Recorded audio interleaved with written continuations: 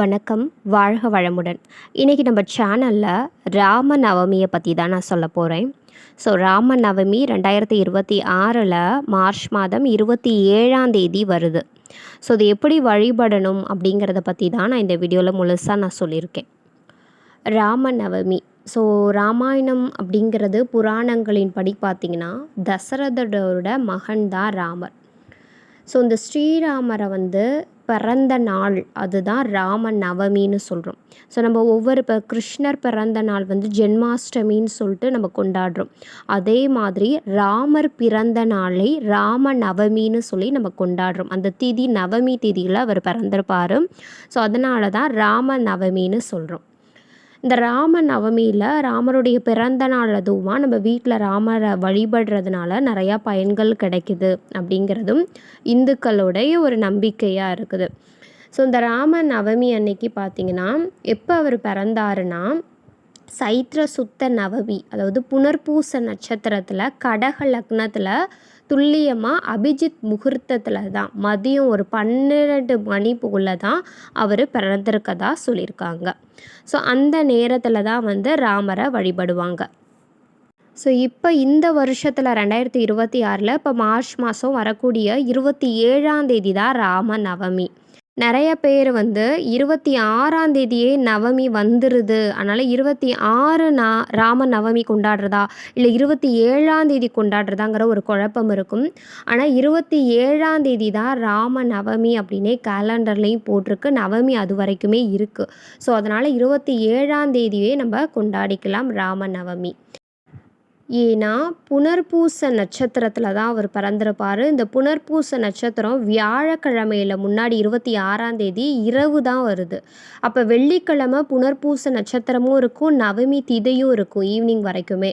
அதனால் நம்ம வெள்ளிக்கிழமை மார்ச் 27 அன்னைக்கு தான் ராம நவமி நம்ம கொண்டாடலாம். ஏன்னா பங்குனி மாதத்தில் வரக்கூடிய வளர்பிறை நவமி திதியில் வெள்ளிக்கிழமை, அன்னைக்கு தான் கரெக்டாக அந்த ராம நவமி ராமர் பிறந்ததுக்கானது இருக்குது. அதனால் அன்னைக்கே ராம நவமி கொண்டாடுறது சிறப்பாக இருக்கும். நாடு முழுவதுமே பார்த்திங்கன்னா இந்த ராம நவமிங்கிறது கோலாகலமாக கொண்டாடக்கூடிய ஒரு திருவிழாவாகவே இருக்குது. அதுவும் நார்த் இந்தியன் வடநாட்டு சைட்லாம் அதை நல்லாவே சிறப்பாக கொண்டாடுவாங்க அந்த ராம நவமிங்கிறது. அதே மாதிரி புராணங்கள் படி இது ராமருடைய அவதாரம் 7வது அவதாரம்.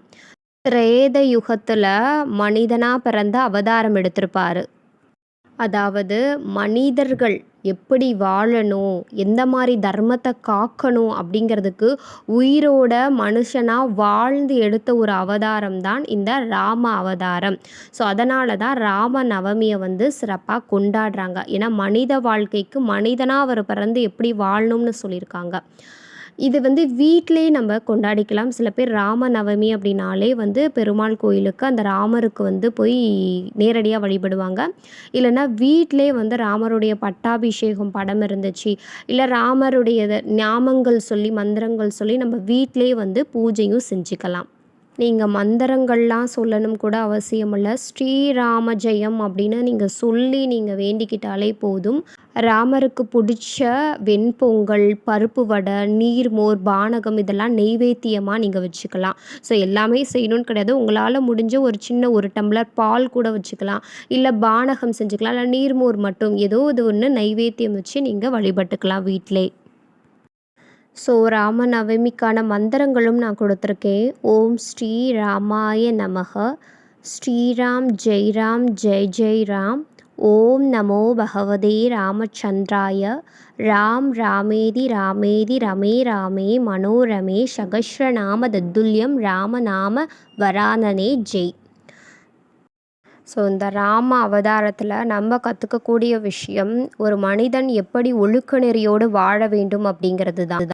இந்த வீடியோ பிடிச்சிருந்துச்சுன்னா லைக் பண்ணுங்கள், ஷேர் பண்ணுங்கள், கமெண்ட் பண்ணுங்கள். ஞாபகமாக நம்ம சேனலை சப்ஸ்கிரைப் பண்ணிக்கோங்க. தேங்க்ஸ் ஃபார் வாட்சிங். Bye bye. நெக்ஸ்ட்டு வேறு ஒரு டாப்பிக்கோடு பார்க்கலாம்.